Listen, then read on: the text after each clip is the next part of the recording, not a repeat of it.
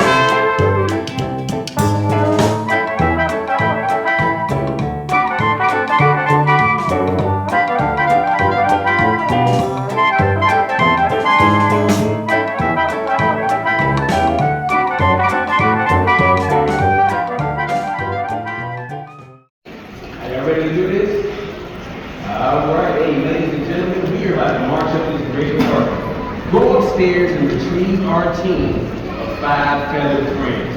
And when those doors open, ladies and gentlemen, boys and girls, brothers, sisters, cousins, partners, and neighbors, all will witness the march of the world famous Peabody Doves. My name is Kenon Walker, right? Actor, historian, father, and some people might know me as the Duck Master here at the Peabody Hotel, right? And man, stay tuned. You might see something that might change your life. Yeah, I was born here. Yeah. Born in Memphis. Lived in Chattanooga for a little while as a kid. Then teenage years were in Atlanta, Georgia. Oh yeah. That's where the acting Okay. started in Atlanta. Like my mom, she put me in a theater camp one summer. Keep me out of trouble. I mean, I got a lot of trouble growing up. We've been in trouble too. Yeah. I heard Atlanta's like a bigger Memphis. It's like a, Well, yeah, but this was in the '90s, so this is like when Atlanta was booming. This is when during the heyday. that was the biggest. It was the biggest growing city in America. Oh man, it's completely different now than it was then. Like I mean, back then it was nothing to see like Crisscross or TLC. Wow. Or Goody Mob Outkast. I get them all. See, that's what I'm That's saying. awesome. Have you seen like Project Pat and Juicy J and all them guys? Lynn is a huge fan. Yeah, back in the day, man. It was nice to see Project Pat, Juicy J, 3-6, Wow. Skinny Pimp, Player Fly. Wow. You saw Skinny Pimp come in here? He's impressed. So how did you end up at the Civil Rights Museum? Oh wow. Man, Civil Rights Museum was it was an acting experience. I mean, like I said, I started acting in Atlanta, came back to Memphis and continued to act in plays, then films. But then an acting experience that was written by a man named Levi Frazier. It was a living history tour. He wrote a living history tour for the National Civil Rights Museum. And this was mid-2000s. I feel like it was like 2005 or 6. Yeah, I was like 25 or 26. All right, so it was 2005 or 6. And it was a living history tour to where if you took this tour during the summer for these 3 months, you'd be an actor in different places that would come to life and kind of reenact certain things for you until you got to the next actor. And that's how you would get through the museum, just by taking this tour, being led through these actors, right? So I was hired to play a fictional character named Randy, who was on the bus and Rosa Parks wouldn't get up. So I was like midway through the museum, sitting on the back of the bus, and then when the crowd would come around, I'd hop off the bus and be like, everybody, you gotta see what's going on, Miss Parks, she won't get up. And I teach you about That's awesome. I teach you about like the bus boycotts and then the sit-ins and the Birmingham March and the March on Washington. But then there was a lot of downtime up to me waiting on these groups to come around the corner. I just started reading everything around me. I get off the bus, just read, start taking notes. And I think I was at a point in my life to where I was kind of in search of purpose. You know what I'm saying? Like trying to figure out, okay, why am I here? What's this whole, you know what I mean? What's it all about? What's the journey about? Yeah, you know what I mean? And something connected with me there. I mean, I started, and I knew the history. Like my mom drilled the history in me. Like vacations for me were trips to plantations. I'm like, Mom, can we go to Six Flags? but now, something clicked with me. It connected with me there. Right. And I was being changed. You know what I'm saying? Yeah. And I was meeting people who were part of the history. And I didn't want to leave that place. Yeah. Right. So after the 3 months was over. I mean, by this point, I'm deep into taking notes. I used to have this thing where I would write down everything. I literally wrote every word on every exhibit on every wall in the original version of the Civil Rights Museum. Wow. And that's how I retain That's how stuff. you retain the information, though. Yes. Absolutely. If I wrote it down and internalized it, it was part A lot of writers do that too. They'll write their favorite book word for word over and over. And So, it sticks with you. yes. Once you wrote it and it came from you, it's like, okay, it's locked in. So Yes. I wrote, you know what I mean? Which I don't suggest suggesting to anybody. Carpal tunnel doing that. But that's what worked for me. You know what I mean? So I was up there taking notes, and I asked about tour guide opportunities. All right? And I was told, like, no, we don't have anything. The head of education and interpretation at that time, I asked him, do you have any tour guide opportunities available? I was told no. But I was just like, yo, I know I'm supposed to be here. So I kept coming up there, kept taking notes. Then I asked, like, do you have any volunteer opportunities? Can I volunteer to be there? I'm sorry, we don't have any. Wow. I said, okay. I know I'm supposed to be here, though. Kept taking notes. And a woman who was her name was Beverly Robertson. She was the president of the Civil Rights Museum at that time. She saw me. I was inside one of the exhibits taking notes, right? And it was very energetic, upbeat. Kenon, what you doing? What you doing, Kenon? What you doing, Kenon? I was like, hey, Miss Beverly, I'm in there just taking my notes. She was like, you got a few minutes? Come to my office with me. Come on to my office with me. Right? So I go to her office, and she was like, well, first off, I want to let you know that, you know, I've been having a hard time keeping my inbox and my email empty because I keep getting emails about someone named Randy. It's Randy. And I was like, we ain't got nobody who works named Randy. Oh, your character. Right, it was my character Randy, right? So she would come down. I did not know this. I didn't know. She'd come, she'd like stand on the mess and she'd watch me perform. She'd watch me when I hop off the bus. And she'd watch the reaction for the kids and the people who responded to me. And then she'd watch me come up there by myself with my notebook too. Yeah. She was watching me, you know what I'm saying? And she was like, you know, it's getting fair. I'm like, who's this Randy? So I came down there and I watched you. They jump off the bus and all the kids, everybody just highlighted the tour. Kids got so excited. She's like, it just said, everything changed once they got to Randy. But then I watched you come back up here by yourself with your notepad and your pen for hours. She been in for hours. She said, so let me ask you, what do you want to do? I said, well, I'd love to, you know, stay and become a tour guide. Like, I want to find a way to teach this history to people in a way to where, you know, it'll affect them the same way this place is affecting me. Right. I'm supposed to be here at this point in my life. And she was like, oh, you want to be a tour guide? Okay, you probably need full-time hours. You need benefits too, right? Okay, that's not what I'm asking. That's done. Wow. What do you want to do? She saw me just like that. Just like that. That was my Still aspiration. touches you. Yeah. Yeah, that's great. I can see that. That's great. It was a shift in my life. It was a life-changing moment for me. I was in a much different place in my life then.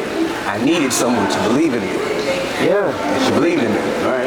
It's the thing I've been stressing about. I'm like, yo, I just want to teach our history. I want to teach this to people to where maybe they won't have to go through some of the things I went through. Someone like me teaches this to them. You know what I'm saying? And in a drop of a hat, man, she was just, oh, you want to be a tour guide? If you're going to give full-time hours, you're going to need benefits. That's done. Just like that. Wow. I've been told no. Are you still in touch with her? Yeah. Oh, yeah, man. that's- She like this, man. That's great. You know what I'm saying? That's someone that you ain't never going to lose touch with. Man, she was pivotal. I can't tell my story without talking about Beverly Robertson and her Howard, and her husband Howard Robertson. You know what I'm saying? But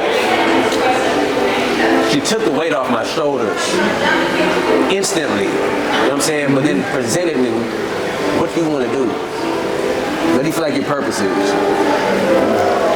And now that I wasn't thinking about the job opportunity, I'm like, it just came out. It's like I want to educate and inspire people through arts and entertainment.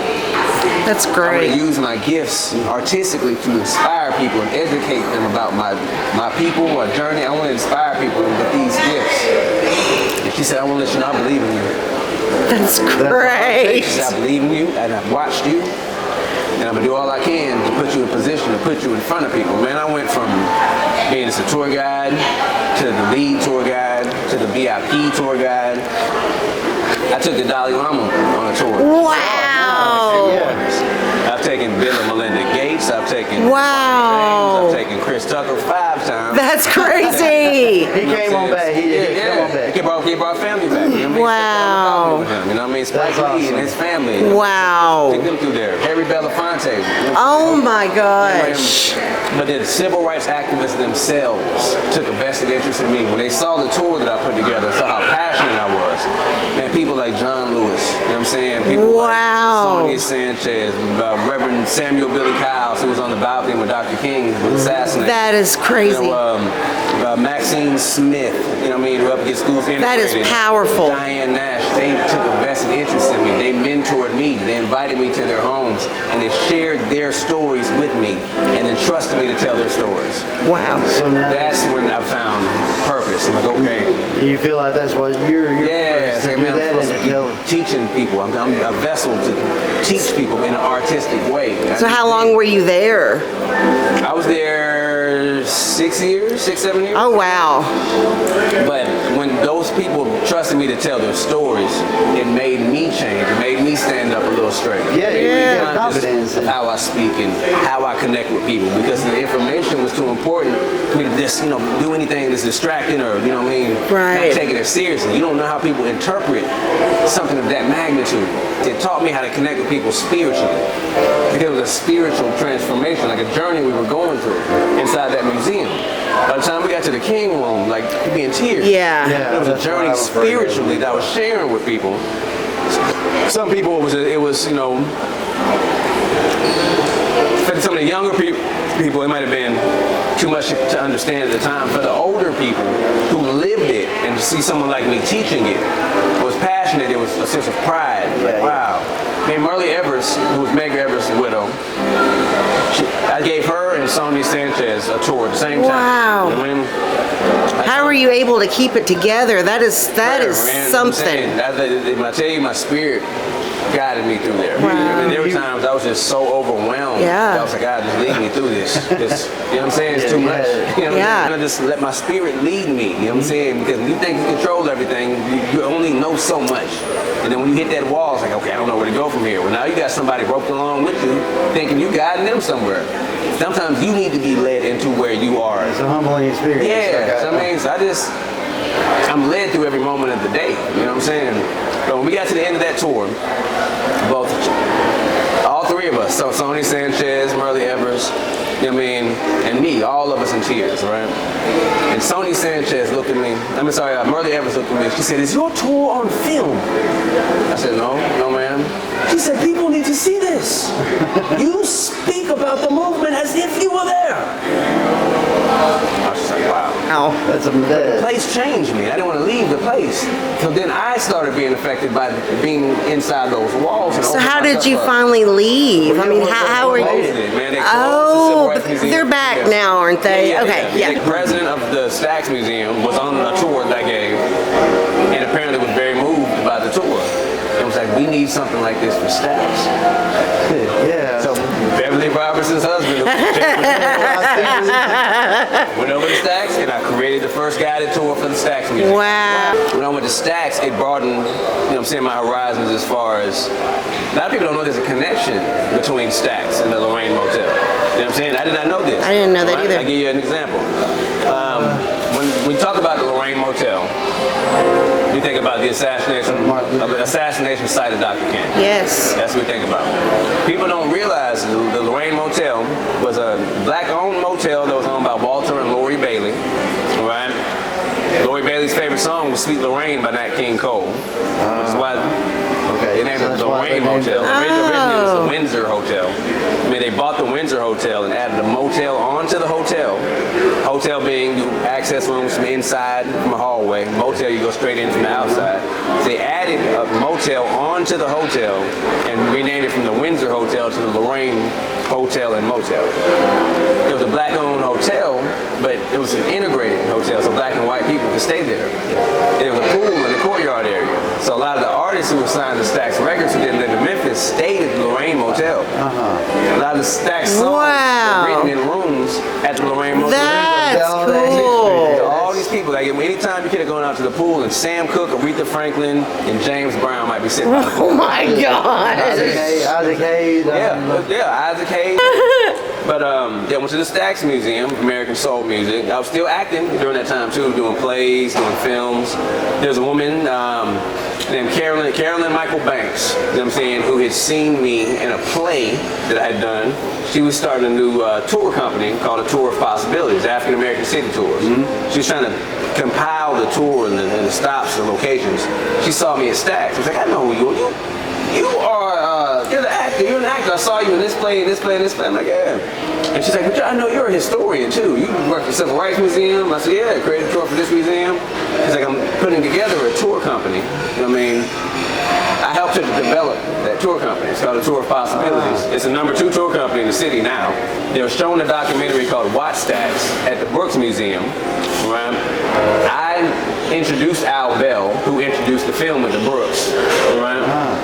Well, apparently the public events manager at the Brooks Museum liked how I introduced the film. I introduced Al Bell, so they gave me a job hosting the film series once a week, introducing the film. The car just fell into place. So I just segued from there into the public events manager at the Brooks Museum, while I was also working with Carolyn Michael Banks to develop A Tour of Possibilities. So one thing literally led to the next. It was like this big web, this design that was in place for me, and none of it did I plan. I didn't, you know what I'm saying? The Civil Rights Museum thing happened through a plan that was not my own.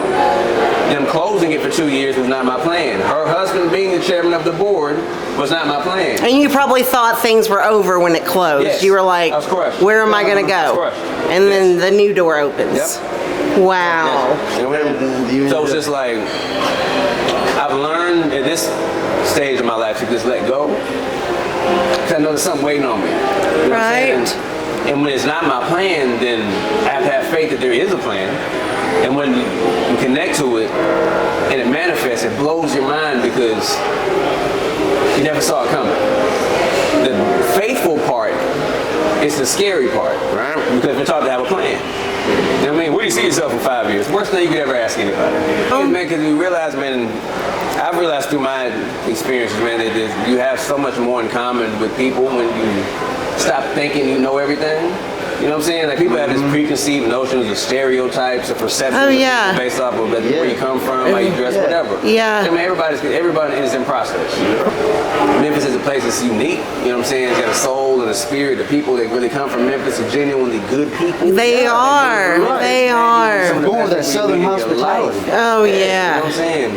But sometimes, like I say, pressure, you know what I'm saying, makes diamonds. You're right. Some of the diamonds, you know what I'm saying, that live in Memphis, which there are many, came from the pressure of being in the environment. Yeah. That's wrong. Yeah, but at the same time, I'm proud to be a Memphian because, you know what I'm saying, I was forged from that, you know what I mean?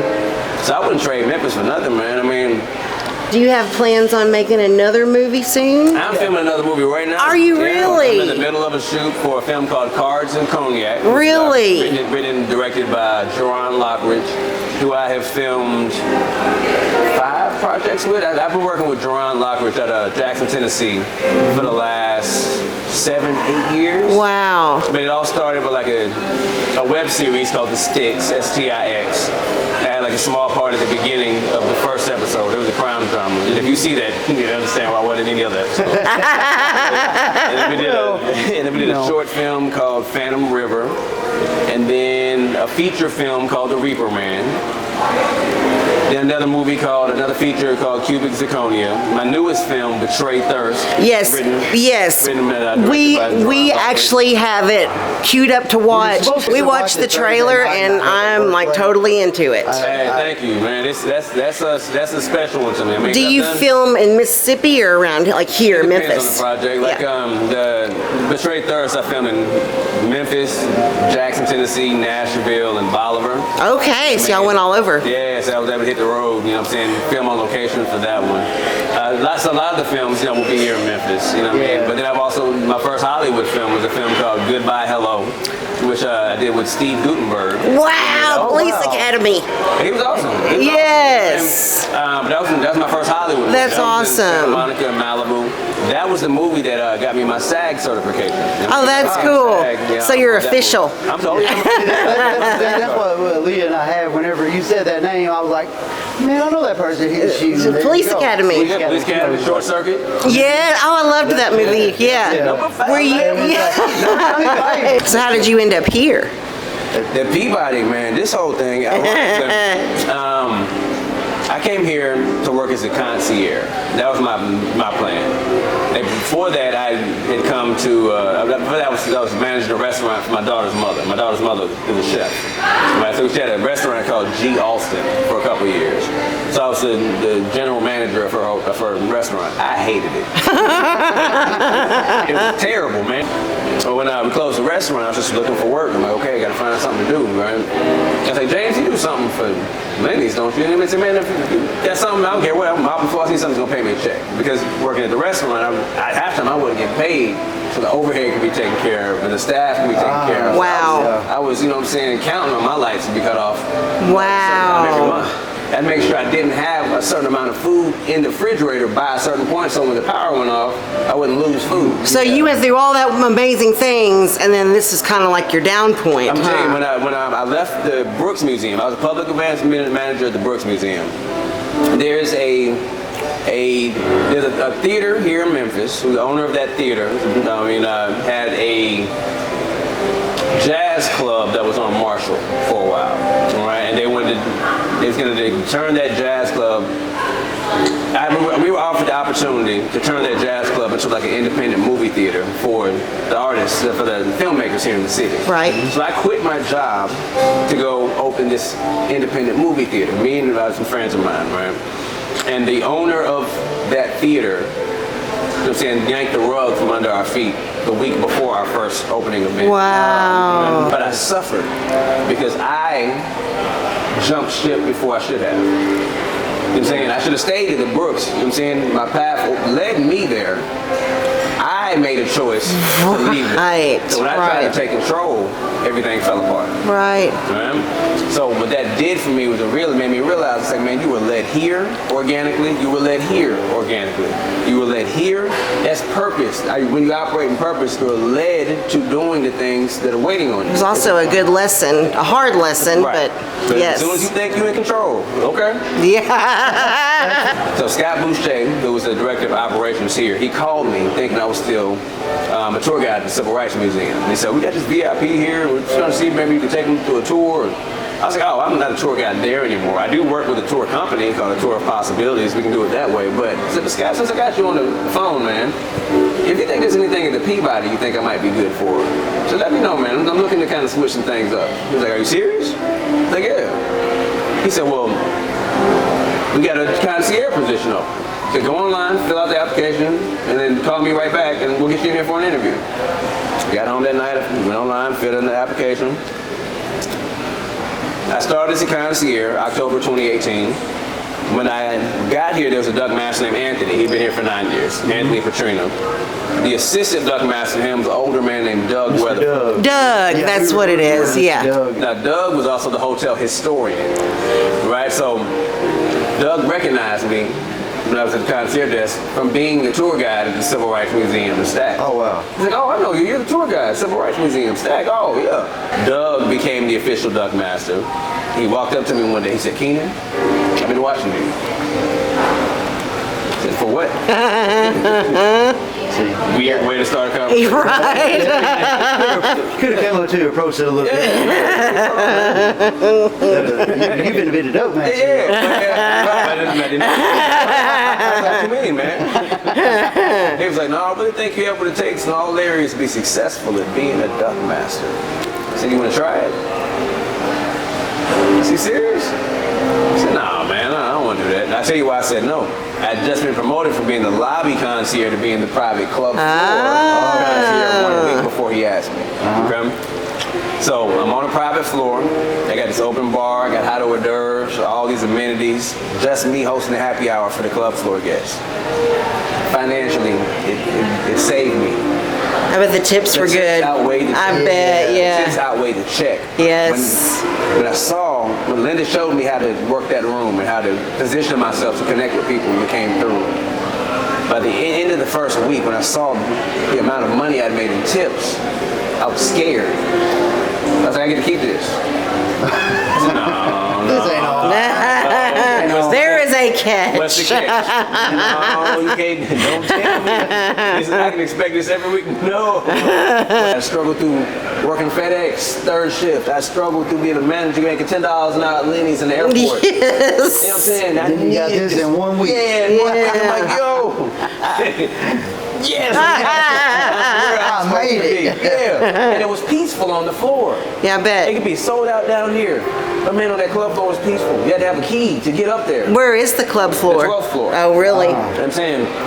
So now I've been elevated to a place of peace and financial, you know what I'm saying? I'm lucrative financially. It's like, yo, thank you, God. And then a week after that, beginning next week, here comes Doug. Hey, you want to be a Doug master? I'm like, oh, no. You're like, No. can I make these tips doing that? And that was my thing. It's like, oh, God, thank you, but no.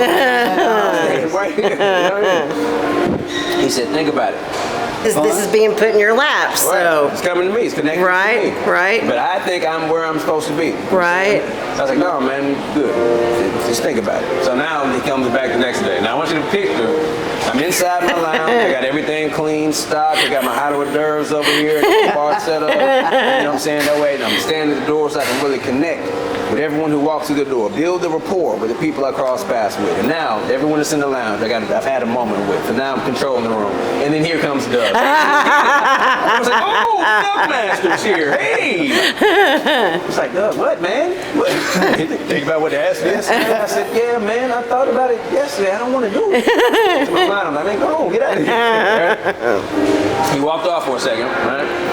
He had his cane in his left hand. And he walked off to the corner of the lounge, looked up at the sky, twirled his cane 3 times. And right back, Kenon. Really think about this. Make a long story short, told him no 3 times. The man asked me 7 times. Wow. I was like, Doug. How many times I gotta tell you no? But you're adamant about this, man. Like, you see something I'm not seeing here, right? So I prayed about it. And when I prayed about it, woke up the next morning. To keep I had in my mind every reason why I didn't want to do it. I had already created my notes, right? I justified why I shouldn't try it. And so many of us do that. We come up with every reason why it's not going to work for us. Mm-hmm. Why I'm not equipped for this. I'm not as experienced for this. I'm not the person that's for this. We justify not trying. Or I'm not worthy of this. I'm not worthy. Yeah. You know what I'm saying? I had every reason why I didn't want to do it. And I was like, plus I'm here, like me, man. This Right. You know, I'm good, man. Go. Remember how much money you made last week? Man, I got all my shrimps lined up. it was just like, man, I'm where I'm supposed to be. I just know I felt like my spirit, like this is where I'm supposed to be, man. Like I'm good. I know this was the plan. I woke up this next morning. What's up? I had this complete sense of peace about trying. And then a certain level of excitement. And now to keep in mind, the historian in me was like, okay, let me do my research on this duck march thing and see what this is about. And I realized a black man named Edward Pembroke was the first duck master. In the picture down It's there. on the picture. Yes, Yeah. yes. And I realized he was a black man who was hired to be a bellman in a segregated hotel in 1940, where 7 years earlier, the general manager of this hotel and his friend got drunk, brought live ducks into this hotel, and set them loose in that fountain. And now the bellman had to take care of them every day, right? But he knew how to train ducks because he was a former animal trainer in the circus as a young man for 13 years. He came in here to do one thing, and because of what he came to the table with, he's flipped this whole ducks living in that fountain thing and turned it into a ceremony. Wow. And I turned this into a show. He convinced the management to give him a home on the rooftop. Get him out this lobby. I'm not chasing these ducks around here all damn day. Get these ducks. Give him a home on the roof. We call it a duck The Duck Palace. First duck pouch was a big cage. The one up there now is $200,000 structure. Wow. Coming from the circus, you have the ringmaster. He created the title of the duck master. Right? Yeah. He created the title of the duck master. Yeah. And he came up with a process of how they could just have the ducks in here. Like, okay, well, give them a home on the roof. I can train them to march across the roof. I'll march them into the elevator, bring them downstairs. We can have a red carpet rolled out, march them into that fountain, keep them in here no more than 6 hours. And we'll march them right back out of here and take them back up to that roof, and people will come here and watch us do this every day. And I'll teach you how to do it. I'll teach you how to do it. All the bellmen who would just look down on, all they were to the guests was the person carrying my bag. Take my bag to my room, boy. Right. I look, you know what I'm saying? I look at pictures in the memorabilia. It's when I see the heartbreaking. pictures of the bellmen. It's not a smile on none of their faces. They're not happy about Because it. they knew those ducks had more value than they did That's here. terrible. You know what I'm saying? Huh. So when I did my research and I saw those pictures, I was like, yo, if I do this, I get to carry on Edward Pembroke's legacy. I get to do this for those men who knew that these ducks had more value in here. I get to reclaim something that after Edward Pembroke did it for 51 years, it was never given to us again. That's beautiful. You know what I'm saying? There's never been another black man since Edward Pembroke until me. That's You awesome. understand that? So I realized, like, yo, if I do this, then I go from teaching history to making history. Right. And I'm conscious of the fact that I'm living history. The same way people tell me about Mr. The Pembroke civil rights. today. I mean, Right. Right. Yes. Civil Rights Museum. Teaching history, going through that whole thing, going to Stats, going through that African American city tours, driving around talking about noteworthy people in my city. I became who the tour guides are talking about now. This is the kicker, right? When I accepted the assistant duck master position, right? It was February 23rd, 2019. Meaning I was still club floor concierge Thursday, Friday, Saturday evenings, and then on the slower days, Sunday, Monday, I'd switch and be duck master. I still was getting the benefits of being in that club floor. I mean, it was part of the plan for me to be up there, but I was being prepared for something I was going to step into. That from February to January, February 2019 to January 2020, I'm the club floor concierge, Thursday, Friday, Saturdays, assistant duck master. January 2020, we get word of this virus coming overseas.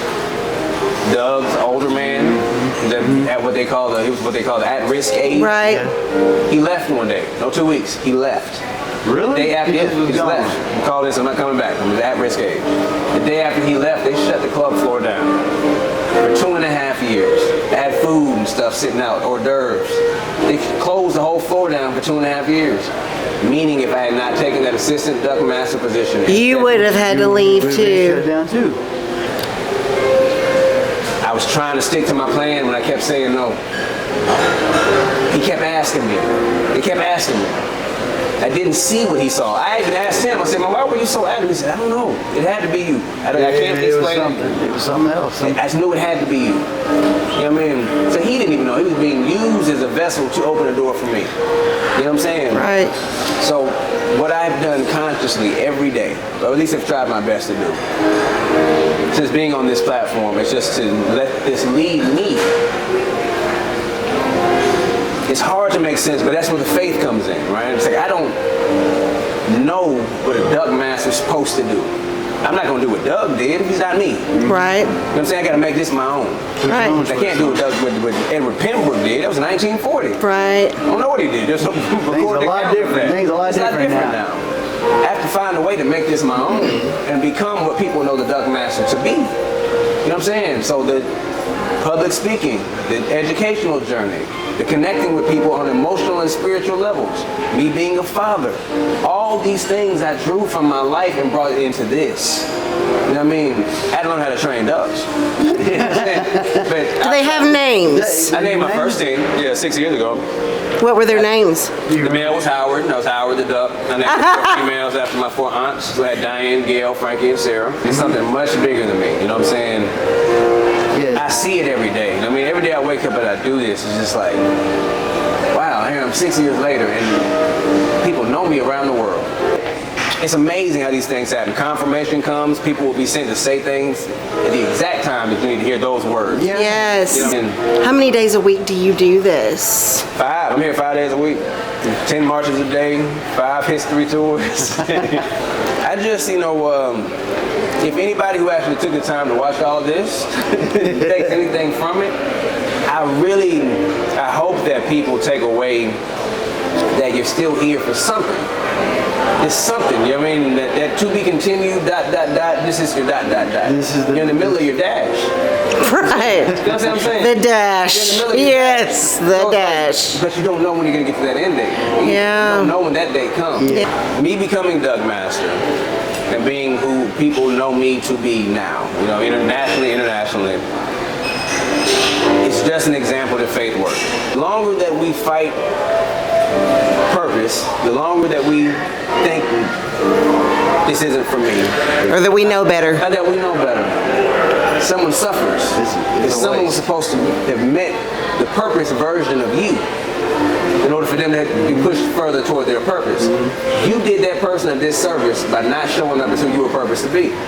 Yeah. Someone needs to meet that purpose version of you. It's a interconnecting thing. The same way Beverly Robertson poured into me, same way her husband poured into me. The same way this President Stacks was affected by something I did. Same way Carolyn Michael Banks saw me on a plane and we started this company together. The same way that all these people have shown And up for me. see, you pour into others everything that people pour into you. Yes. So Yes. we That's a really beautiful appreciate thing. your Yeah. time and you talking to us. Absolutely. And Yeah, it was man. awesome. Absolutely. I appreciate the opportunity. I really do. And this is what's so great about having this channel, getting to meet amazing people with amazing stories. And we really hope you were inspired by Kenon's story. And go to the Peabody and watch the ceremony. It's truly a magical experience. So thanks for following us on this little adventure, and thanks to Kenon for his inspirational Absolutely. story. We hope you enjoyed it. We know we did.